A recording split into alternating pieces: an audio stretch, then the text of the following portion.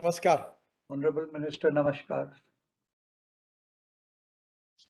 Namaskar, sir. Namaste. Namaste. जी आप Lalit Khaitan sir नमस्कार जी. Thank you. So we are going live. Good afternoon, sir. Thank you. Thank you. Namaskar, sir. File है ना silence में करती है. आज भी याद दिला दिया मेरे को इसको ऑन करना. Good afternoon, everyone. My name is Kashish Tyagi. I'm the Regional Director, Indo-American Chamber of Commerce. May I please request Dr. Lalit Bhasin, the Summit Chairman, to read out the message received from the Honorable Prime Minister of India, Shri Narendra Modi, before we start with the conference. Thank you, everyone. What a privilege and what an auspicious occasion that in the distinguished presence of the Honorable Minister, Union Minister Shri Nitin Gadkari ji, I have the privilege of reading out a very detailed special message from the Honorable Prime Minister of India, Shri Narendra Modi. I will read out. It's a pleasure to learn about the initiative of Indo-American Chamber of Commerce to hold the 17th edition of Indo-US Economic Summit.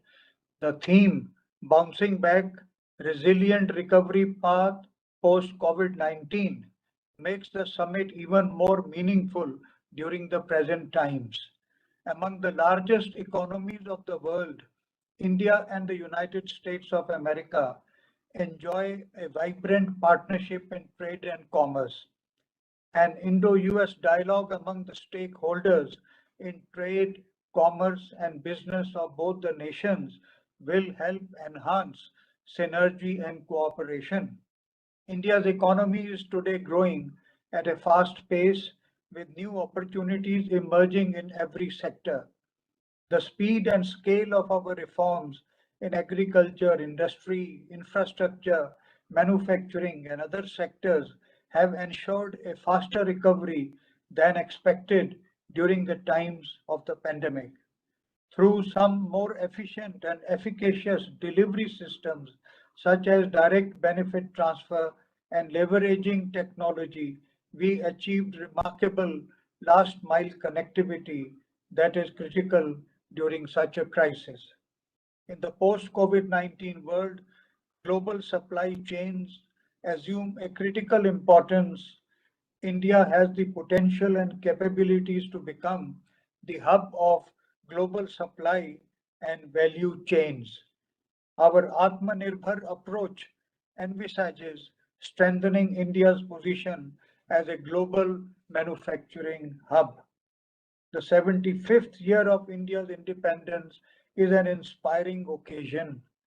The next 25 years are invaluable for the emergence of a new and glorious India. The presence of business entrepreneurs, industry captains, and other stakeholders at this summit is an opportunity to take Indo-US partnership to greater heights. The deliberation at the summit will surely look at ways to chart a visionary roadmap to enable the economies to bounce back for larger good. Best wishes for all success of the 17th edition of Indo-US Economic Summit, addressed to Dr. Lalit Bhasin, Summit Chair. Thank you. With these, I request the Regional President, Mr. Raman Roy, to please give his welcome address to the Honorable Minister and other participants. Over to you. Thank Mr. you. Raman. Thank you very much, Dr. Bhasin. And thank you for reading out the Honorable Prime Minister's letter. What a pleasure and delight to get his blessings as we start this along with the Minister. It is now my pleasure and privilege to welcome you all to the inaugural session of the 17th Indo-US Economic Summit with the theme Bouncing Back, Resilient Recovery Path Post-COVID-19. After an excruciating period of close to 2 years, the world hopefully is slowly cruising towards a recovery path. As I think about it, I do think that the recovery path should have some unique attributes. It should have global dimension since the pandemic has shown how interlinked the countries are while bearing the brunt of the COVID-19 pandemic. It should be inclusive since every country and every segment of each country should be an active stakeholder in the recovery process. Thirdly, both brick and mortar and services sector should be tapped to pave the way for the resilient growth pathways. Last month, ISCC organized a summit to generate ideas for the recovery of the services sector. It is a natural corollary that we are now focusing on the manufacturing sector and minutely looking at how growth dynamism can be inducted in every segment.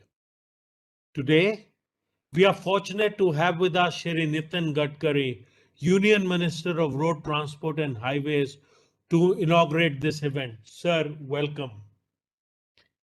His track record as the Union Minister is the most result-oriented. He set a target of achieving an additional 60,000 kilometers of road by 2024.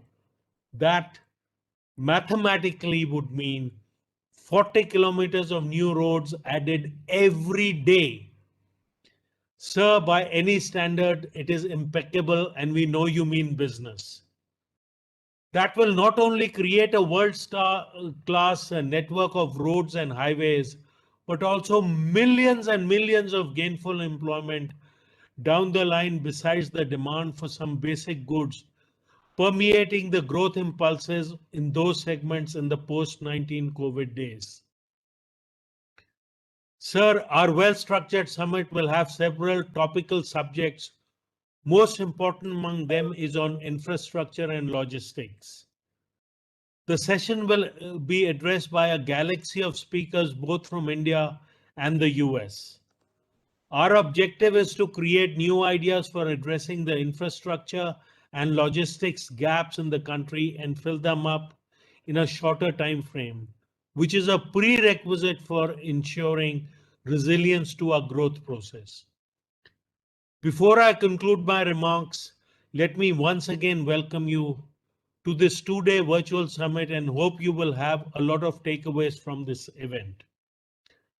I now welcome Mr. Rohit Kochhar, Regional Vice President, IACC, and the founding member and managing partner of Kochhar & Company.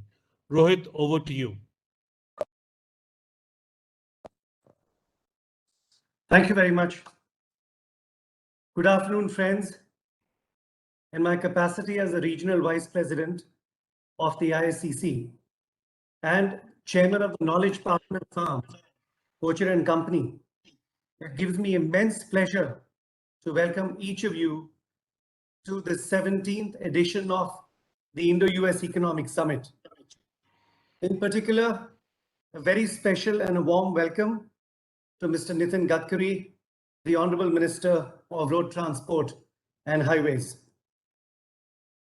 Sir, since the main theme of this summit is resilience and recovery post-COVID-19, it is only befitting that we have a great leader, doer, and a fighter like your good self as our chief guest. Friends, as you may be aware, Shri Gadkari is famously known as the infrastructure man of India and has many great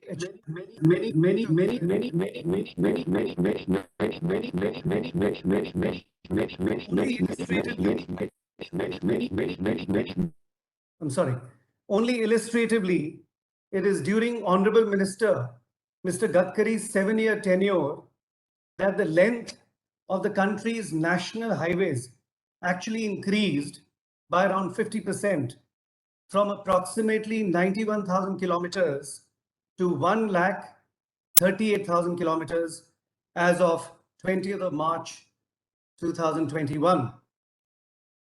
A very famous quote of Shri Gadkari is that the United States does not have good roads because it is rich, but the US is rich because it has good roads.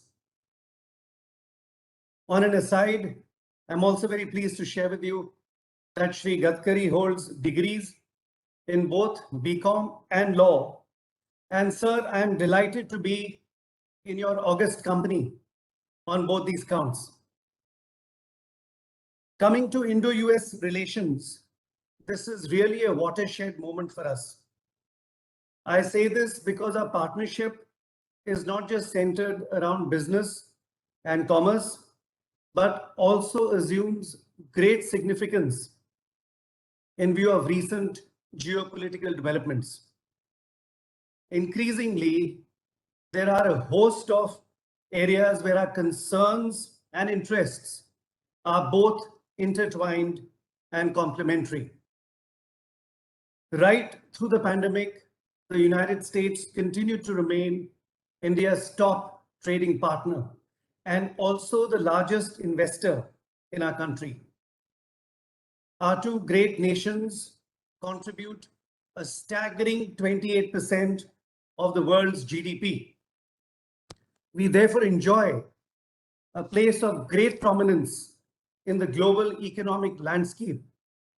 And with this, we carry a huge responsibility as torchbearers in this journey of recovery and resurgence post the pandemic.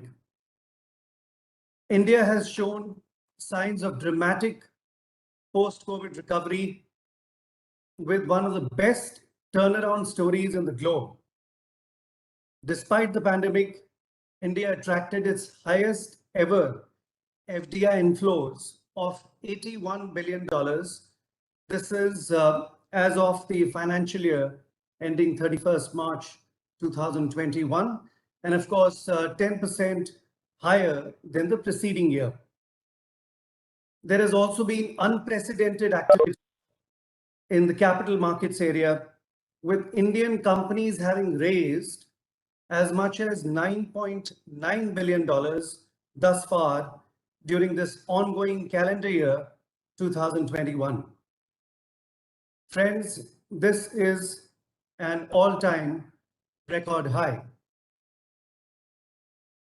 From the US perspective, there is similar encouraging macroeconomic data in terms of jobs, growth, and other indicators. In this backdrop, the 17th Indo-US Economic Summit assumes much significance. As Honorable Prime Minister Mr. Modi has mentioned in his message to the IICC, and Dr. Bhasin just read out the full content of that, this summit is a tremendous opportunity to take Indo-US partnership to much greater heights. Friends, between today and tomorrow, we have planned the most engaging working sessions covering a very wide spectrum of areas from agro and food processing to artificial intelligence, banking, defense and aerospace, renewable energy, infrastructure, land acquisition, and also women's empowerment. I really hope you enjoy the summit, and there are many positive takeaways from the same. Thank you very much. May I request admin to display the cover page of the knowledge booklet that Kocher and Company will be circulating to each of the participants at the end of this conference. Thank you very much once again.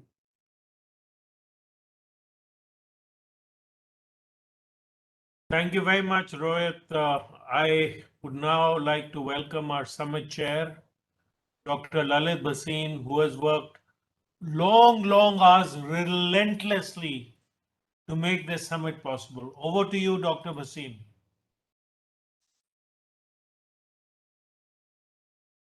Sir, you're on mute.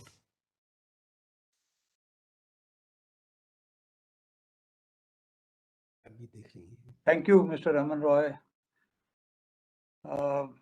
We are already running against time, and I would not like to take much of the time of the Honorable Minister, Shri Nitin Gadkari, who has made it possible, to take a flight and come to Delhi, and who is attending, this event today.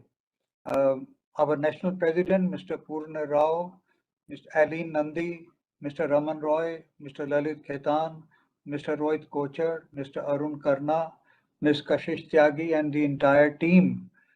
I will just in 1 minute briefly tell you what was the rationale and logic of having these economic summits every year. How we have evolved the Indo-US Economic Summit, which is billed as the oldest and the most representative platform to discuss the bilateral economic challenges. When we started this platform years ago, our economic engagement was growing. The good news is that it is still growing, but the traction of growth has assumed larger proportions. India that time was mostly a recipient of foreign investment from the US. The volume of our bilateral trade was at a lower ebb. Now India has become a significant investor in the US as the US investments in India has grown both in size, velocity, and quality. Trade is fast catching up, and importantly, the US has become a major importer to India of defense equipment, oil, aerospace, etc.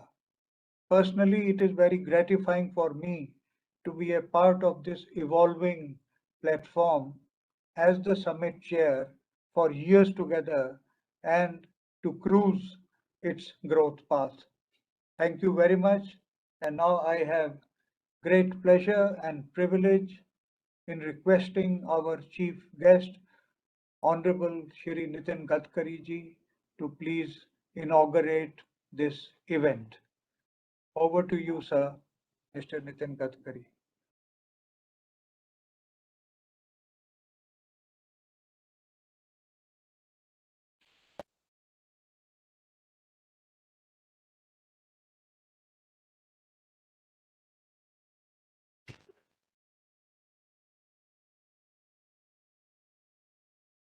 Respectable Dr. Lalit Bhasin, Mr. Raman Roy, Mr. Manik Dawar, Dr. Lalit Khetan, Mr. Rohit Kochar, Ms. Alina Nandi, Ms. Kashish Tyagi, distinguished dignitaries from India and the USA, invitees, on all of my dear friends. I am delighted to be here virtually with you all to inaugurate the 17th Indo-US Economic Summit of the Indo-American Chamber of Commerce. I compliment the IACC for being the one of the most powerful bilateral forums in the country to strengthen the business partnership between India and the United States since 1968. I am happy to note that the bilateral trade between India and the US has grown from $16 billion to $149 billion in the last 2 decades and is projected to reach more than $500 billion by 2025. The theme you have chosen this year, Building Back Better, a stronger, resilient recovery after COVID-19, is to kickstart the economy after the pandemic is appropriate and timely. I strongly believe our two countries, the US and India, have an important role to play in the post-COVID-19 economic recovery. There should be informed discussion on this subject at various levels, since the recovery needs new ideas and approaches. Since the global depression which had happened in the 1920s, this is the biggest challenge to mankind has ever faced. We need a new thought process and a creative agenda to view new pathways of recovery. India has developed two Make in India COVID vaccine within a record time. World's largest vaccination program is successfully running in the country at a rapid pace to free from pandemic crisis. We are also supplying vaccines to many countries in the world. In the post-COVID situation, a revival of economic activity is very important to normalize the life of the people. Every country in the world is facing the challenge and fighting with the situation in their capacity. India and America have always shown mutual trust, respect, and cooperation on the social, economic, and strategic front. Our Honorable Prime Minister Sri Narendra Modi ji has set a vision for India to become a $5 trillion economy in the next 5 years. A well-developed infrastructure enhances the level of economic activity and creates additional fiscal space by improving the revenue base of the government and ensures the quality of expenditure focus on productive areas. The government is investing $1.4 trillion in infrastructure development through National Infrastructure Pipeline. The government has increased year-on-year infrastructure capex by 34% to rupees 5.54 lakh crore this year. Our government is soon going to launch the National Master Plan of Prime Minister Gati Shakti scheme of more than 100 lakh crores rupees, that is $1.5 trillion for holistic and integrated infrastructure development in the country. The Gati Shakti Master Plan will provide the framework for NIP program and is aimed at making Indian products more competitive by cutting down the logistic cost and improving the supply chains. Today, India has about 6 million kilometers of road network, which is the second largest in the world. The road infrastructure plays a critical role in the growth of the Indian economy as 70% of the goods and nearly 90% of the passenger traffic uses the road network to commute. The maintenance and expansion of this network are critical not only from the supply chain perspective, but also for the largest share of goods and passenger traffic that uses it. The government has set a target to build road worth $250 billion over 2 years. We aim to construct 65,000 kilometers of world-class national highways by 2024 at the rate of over 40 kilometers per day. This will make our infrastructure network comparable to the US and Europe by 2024. There will be access control expressways, green highways, public transport running on electricity, and a lot more. The National Highway Authority of India is a AAA rating company, and we have chalked out a plan for monetizing the existing highway asset for infra capital generation. Roads have the largest share in the National Monetization Plan at 26%, with a target of $20 billion over 4 years. The ministry is constructing 65,000 kilometers of national highways under the Bharatmala Phase 1 and 2, which is targeted to be completed by 2024. And we are also developing 22 greenfield access control expressways. Work is currently underway on the rupees 1 lakh crore Delhi-Mumbai access control expressways. It is greenfield expressway with 12 lanes and will be ready before 2022. Already more than 50% of the work is done. I am scheduled to inspect the complete stage of the highway in the next couple of days. Work is also progress and greenfield expressway projects, including 110 kilometer Ahmedabad-Dholara expressway, Delhi-Amritsar-Katra expressway, Bangalore-Chennai, Ambala-Kotputli, Kanpur-Lucknow, among the others. Every year, government is acquiring land worth rupees 60,000 crore and rupees 70,000 crore for road projects. When we build a road, 20-30% of income goes to the center and the state as royalty. Turnover of equipment manufacturers has doubled, which has given work to so many MSMEs. It also creates demand for basic industrial goods, besides creating employment opportunities for millions of workers. Landfill usage is reduced as construction involves recycled materials. In addition, by using advanced technology in design, critical habitats and ecosystem are protected from the encroachment of highway infrastructure. An excellent example is the elevated stretch on the Nagpur-Jabalpur National Highway, which allows wildlife to comfortably pass went without disturbing the natural habitat of the Pench National Park. We are working toward developing more such stretches. We are giving a lot of importance to innovation, research, and technology in shaping the future of the infrastructure sector. I sincerely hope more and more investors from the US will come and invest in the roads and highway project in India, which is the gold mine for all stakeholders. I will request you, particularly for the insurance fund, pension funds, they have really a tremendous opportunity for investment in road infrastructure in India. We have our total income is 40,000 crore rupees per year, and next 3 years it will go up to 1,40,000 crore per year.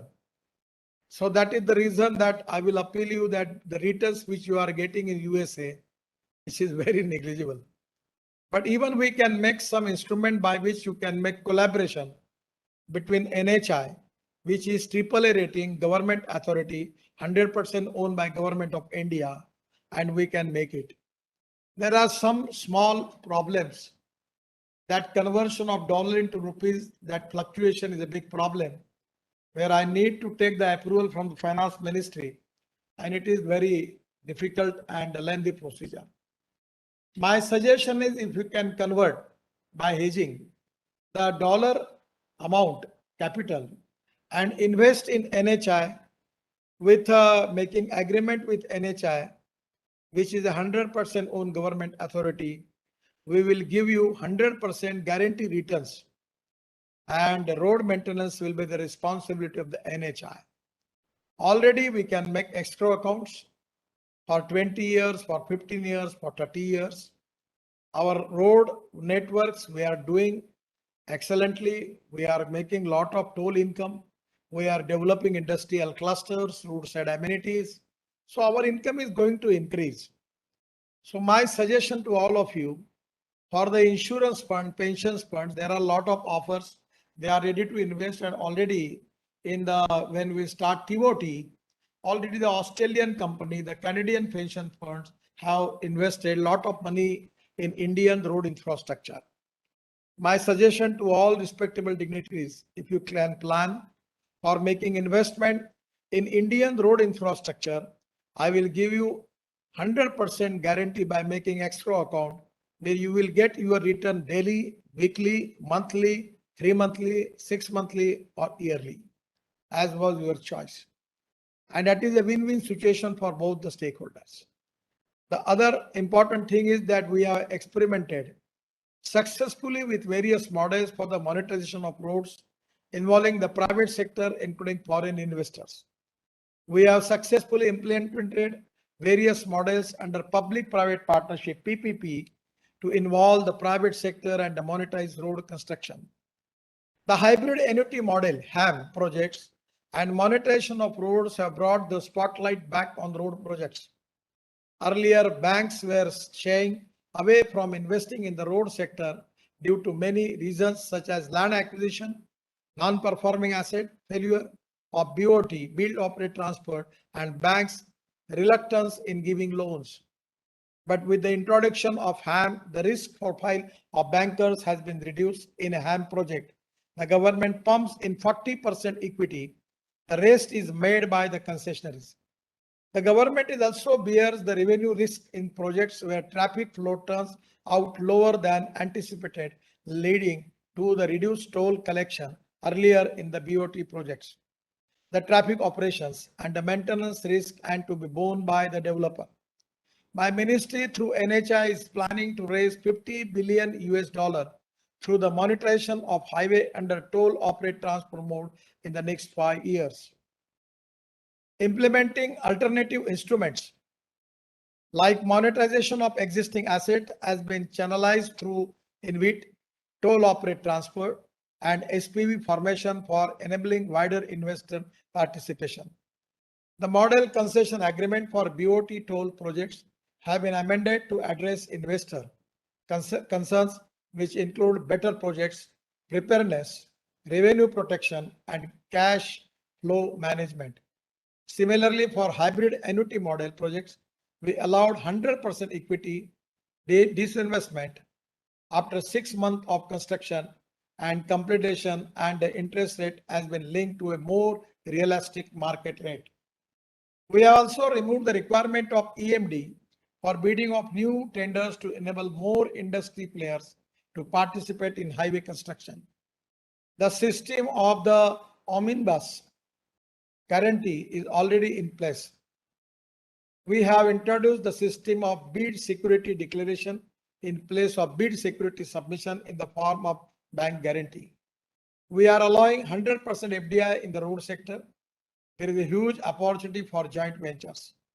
Recently, in a meeting with the American ambassador, I was discussing that India has huge potential and economic viability for investment through insurance funds, pension funds, and sovereign wealth funds. We have offered tax incentives also. There will be a good return, and you can think of it, it will be a win-win situation for both the countries.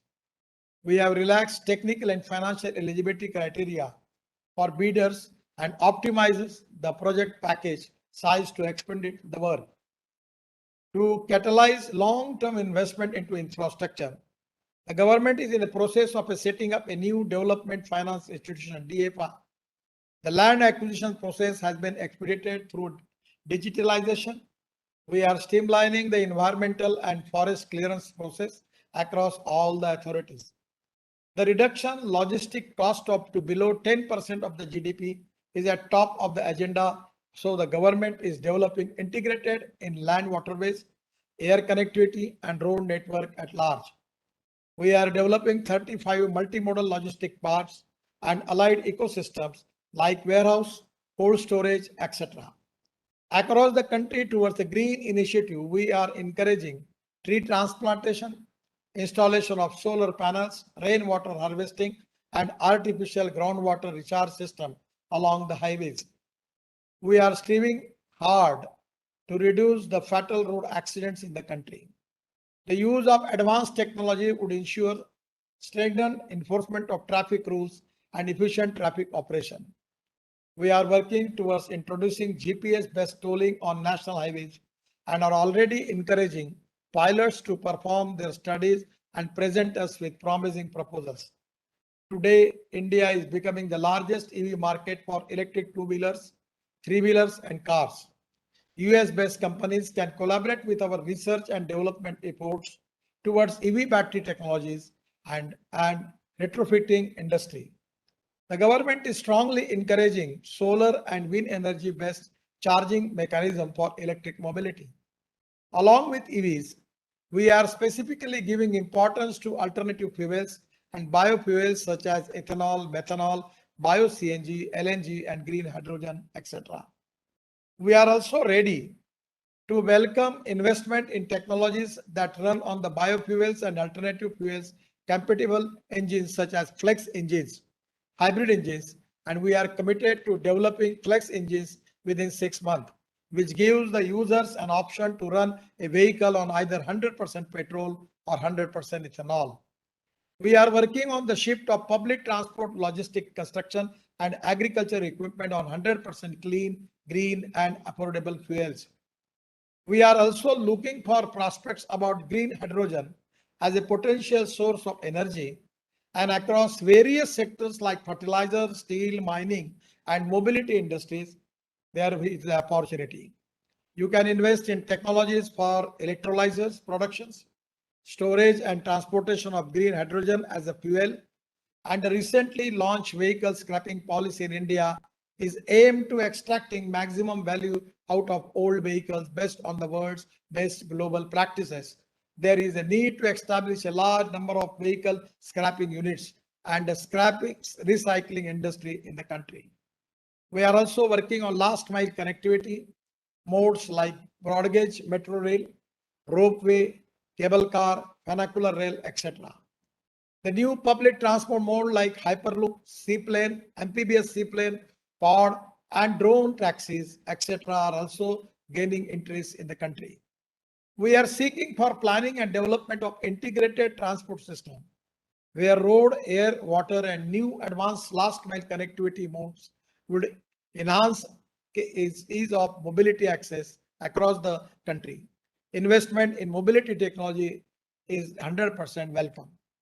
For national security and remote area connectivity, my ministry has taken up a tunnel project of more than 30 billion US dollars, and the use of tunnel shaft technology, surveying technique, and demolition waste management is the challenge for us. We are planning to develop the Zojila Tunnel area as a world-renowned high-altitude tourist place. Under the Act East policy today, Northeast, Bangladesh, Myanmar, and Southeast Asia are also being connected through road, rail, and airway infrastructure.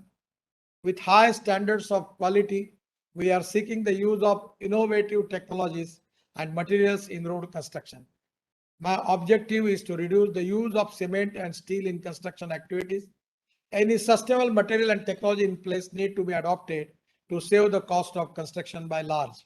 I will request to all of you, if you have any alternative for steel, we are now adopting the technology, particularly that in Malaysia and Singapore, they are using reinforcement concrete, where the steel fiber is using in the beam.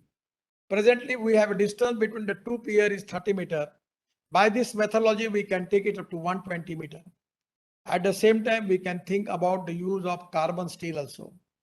We are also searching for new alternative. There is a huge opportunity for that. Ministry is planning to promote large-scale use of precast elements in flyovers, bridges, ROB, and cross-drainage works. The ministry has been focusing on the use of waste material like plastic, rubber, fly ash, oil slag, etc. to save the ecology and environment. We are seeking appropriate technology for their cost-effective use in construction. The government authorities shall not revise the contract price nor share the monetary benefit of contractors on the use of new materials and technology. We are open to adopt the American codes and standards. That is very important. The specifications and guidelines for use of new material and technology in construction. Various industrial clusters, smart cities, and wayside amenities would be developed along the national highway corridors with a greater participation from the private sector and increased government spending. Opportunities for foreign investors in the country's infra development are on the increase.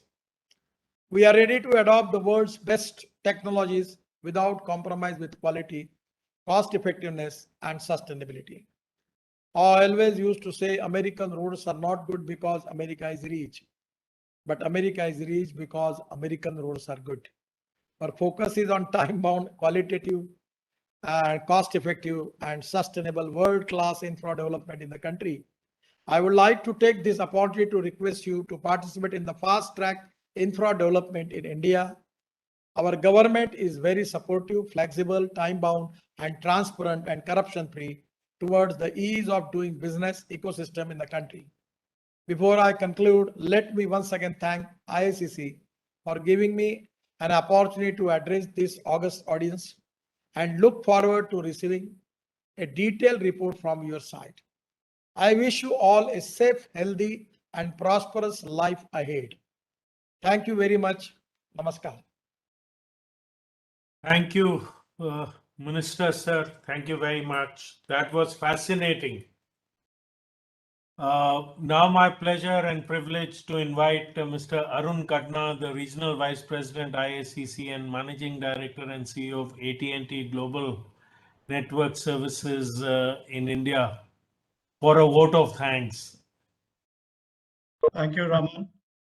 Honorable Minister Shri Nitin Gadkari ji, Dr. Lalit Khetan, Ms. Eileen Nandi, Dr. Lalit Bhasin, Mr. Purnachandra Rao, Mr. Raman Roy, Mr. Rohit Kochar, distinguished guests, ladies and gentlemen. We would all agree that we have had a befitting inaugural session for the summit. Honorable Minister for Road Transport and Highways, Shri Nitin Gadkari ji, has flagged some very important points. He has explained the blueprint for the future development of the roads and highways and logistics sector in India, and how the government is going to fast track its growth, the resources allocation, the target setting and execution, and how the government is going to mobilize such resources and a lot more. Sir, as you rightly said, infrastructure development is basic to our growth prospects and the most powerful catalyst for the overall growth of the economy. Your commitment and determination to make the Indian roads and highways network comparable to the best in the world gives us a lot of confidence in the Indian growth story. Sir, immediately after the inaugural session, we have a session to discuss what should be the broad contours of the Indo-US cooperation in infrastructure and logistics sectors, inviting industry experts and thought leaders from both countries. And we shall be sure to keep you updated on the highlights of that discussion, sir. Sir, your address reflected your deep understanding about the development prospects of India and how India and US can come together to work towards the recovery path of post-COVID-19 pandemic. So you very succinctly referred to the important roles of our two countries and what role they can play globally in the overall global recovery from the severe impact of the pandemic as two of the largest economies in the world. We're extremely grateful for your leadership and vision. Thanks so much, sir, for taking time out today from your extremely busy schedule to address us today. I'm also grateful to each one of you who have tuned in to the virtual meeting from across the continents. The next 2 days will present you a lot of takeaways on the post-COVID-19 recovery path in many segments and verticals. Please be there and get enriched. Thank you all very much. Back to you, Raman. Thank you, sir. Thank you, Mr. Minister. Thanks for sparing your time. As usual, it is a pleasure and a delight hearing you set out your vision. I now have the pleasure of inviting Mr. Purnachandra Rao, our National President of the Indo-American Chamber of Commerce. Over to you, Purna. Thanks, Raman. Good afternoon. Respected Dr. Lalit Bhasin, Mr. Raman Rai, Mr. Eileen Nandi, Mr. Manik Dawar, Dr. Lalit Kaitan, Mr. Rohit Kochar, our Chief Guest, Sri Nitin Gadkari ji, Honorable Minister for Road Transport and Highways, Government of India, ladies and gentlemen. And thanks to Honorable Minister for sharing his dynamic vision for the development, and also I would like to express my deepest regards and sincerest thanks to our Honorable Minister for sparing his valuable time and joining us today at this virtual 17th edition of Indo-US Economic Summit. I would also like to congratulate my colleagues Dr. Lalit Bhasin, Mr. Raman Rai, Regional Director Kashish Tyagi, and the entire team of IACC North India Council in organizing this virtual summit. I'm delighted to be part of this virtual summit today and privileged to witness the bilateral bonding between the two great nations, India and the United States, which is growing stronger with every passing day. Let me begin by saying a few words about our organization, IACC, Indo-American Chamber of Commerce. Has completed more than 52 years of existence and has been instrumental in facilitating smooth exchange of Indo-US bilateral trade views representing a cross-section of business entities. IACC organized more than 90 events since its annual general meeting in the last week of September 2020. IACC also partnered with similar organizations in the US and brought their events for participation by the members of IACC. Economic Summit is an annual flagship event that IACC is always proud to present to its members and special invitees. The two-way trade between India and USA stands roughly around USD 150 billion. I believe that Indo-US economic engagement is at the cusp of increased bilateral trade investment and cooperation, and both the countries have pledged to take that rate to USD 500 billion. We look forward to working closely with Ms. Eileen Nandi and her team in India. As mentioned by Gadkari ji, India and the US have enhanced collaboration in R&D, especially with regard to pharmaceuticals, therapeutics, and vaccine development. We are witnessing growth and change in investment sentiments with the new political leadership in the US under President Joe Biden, which is very well complementing with the dynamic leadership at India under Prime Minister Modi ji. The geopolitical scenario is intriguing and drawing large interest among business houses. For USA, India would be extremely lucrative country for investment. India is building world-class infrastructure and going to upgrade road, railways, and ports. Honorable Minister emphasizes the effort of the infrastructure development. ISCC would like to applaud efforts of the government in building world-class infrastructure, and this we have recently witnessed when fighter plane landed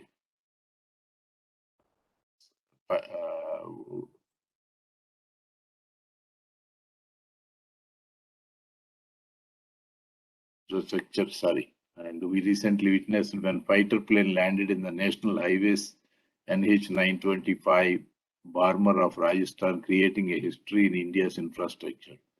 While substantial spending by the government has been providing the boost to growth, private investments and good exports in segments such as engineering goods, chemical products and pharmaceuticals did remarkably well in the last quarter of the fiscal year. The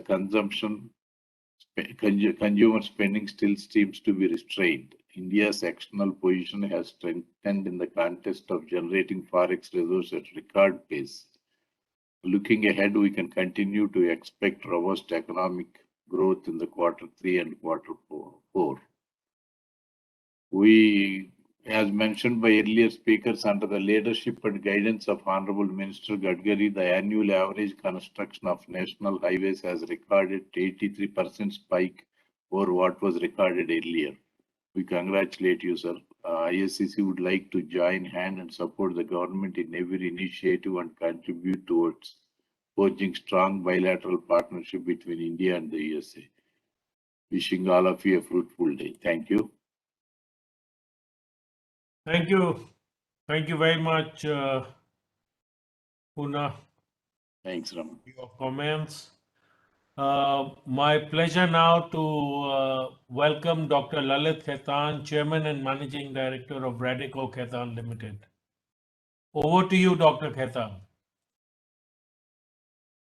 Sir, you're on mute, sir. Thank you very much, sir. I am privileged to be associated with the 17th edition of the Indo-US Economic Summit. I heartily welcome all the important dignitaries to this summit, and particularly I would like to welcome Shri Nitin Gadkari ji, who just spoke, the Union Minister for Road Transport and Highways. From my personal experience, I would like to mention here that Nitin ji is one such minister who is an achiever. He does what he says, and most importantly, within a specified time limits. Hearing his speaking today, I am sure all of us must have been inspired, impressed, and also proud where India is reaching shortly. The timing of this summit is significant. It is happening at a time when the world is hoping to put the COVID-19 pandemic behind and to kickstart the global recovery path. It is very well known that when going gets tough, it is the tough who gets going. The government of India is reaching out to more than 1,000 companies in the United States to relocate to India or to expand their footprints. India has updated the policies to make them more international investor friendly and are offering incentives to corporations to set up bases in India. In the evolving geopolitical landscape, we expect more companies would take India's strong call seriously. The partner state of this event, the state of Uttar Pradesh, has offered more flexible rules regarding acquisition of land and labor laws. The state has created a defense corridor for the investors, particularly from the United States, to come and invest.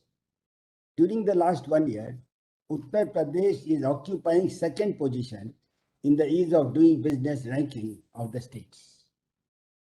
Also, Uttar Pradesh government has targeted to reach $1 trillion, and they have come up with very friendly and favorable policies. Ladies and gentlemen, India is moving in the top gear for inviting investments. Come and partake in this evolving landscape as stakeholders, which will be exciting and at the same time rewarding. During these 2 days summit, a lot of deliberations will be done by experts on this subject. I'm sure there will be very important discussions, and this event will be a great success for both the countries. I would like to conclude with the quote from Mother Teresa. I can do things you cannot do. You can do things I cannot do. But together we can do great things. Thank you very much again for inviting me to this summit. I wish this summit a great success, and Jai Hind. Thank you, Dr. Khaitan. Together we can do things that no one can do. That is fascinating way you ended your thing of what Indo-US cooperation can mean and where we can take it. Thank you, sir. That I'd like to welcome our guest of honor. My privilege and pleasure to introduce Ms. Eileen Nandi, who's the Minister Counselor for Commercial Affairs, US FCS. Over to you, Eileen. Very good afternoon. Thank you, Mr. Roy, Dr. Bhasin, all my good friends at the Indo-American Chamber of Commerce. I know this session is over, so I'm going to make my remarks very brief. First, it's a pleasure to see you. I have not seen many of you for the past 18 months, and so I hope that you and your loved ones and your offices are all safe and healthy. Look, our ties and all of you in the Indo-American Chamber of Commerce have been partners of ours for many decades now. Our ties are extremely strong. Today, we have the Special Presidential Envoy for Climate, John Kerry, in town. This is his second trip to India. Our U.S. Secretary for Defense, Lloyd Austin, has made 2 trips to India. The Secretary of State has made a trip to India. My boss, the U.S. Secretary of Commerce, Gina Raimondo, the U.S. Treasury Secretary, Janet Yellen, the U.S. Trade Representative, Catherine Tai, have all spoken to their counterparts numerous times. This is an indication of the strength of our partnership and our relationship, one that each of you contributes to. The people-to-people ties really form the bedrock of our relationship. We have 4 million Indian Americans who call the United States home. Many of them are doing business with you. And of course, the students that study in the United States, over 200,000 Indians study in the US, 4,000 Americans study here, are all examples of the very strong relationship we have. The minister mentioned some of the trade data, so I won't repeat that, except to say I am hopeful we are on the rebound. The data that I have so far for 2019 up through June shows that we are on track to exceed where we were in 2019. So I'm very hopeful that we can work together to increase our trade, because that is one area where I think we could develop the potential a bit more. The minister mentioned that U.S. companies, he welcomes U.S. companies investing here. I'm pleased to say U.S. companies are investing here with alacrity. They bring the very best of technology, skills, training, corporate social responsibility, and they have shown that they're reliable and proven partners in India, working with many of you. Indeed, U.S. companies have helped India develop, the glorious ICT, information technology, and civil aviation sectors. Much of that has been done in collaboration with U.S. companies. I'd like to close with one pitch. The Indian companies investing in the United States had really been an unsung part of our bilateral relationship. The last year, we had over $12.7 billion of Indian foreign direct investment stock in the United States, which supports over 70,000 jobs and over $1 million of R&D investment. We would love to work with more IACC companies to help you navigate your investments in the U.S.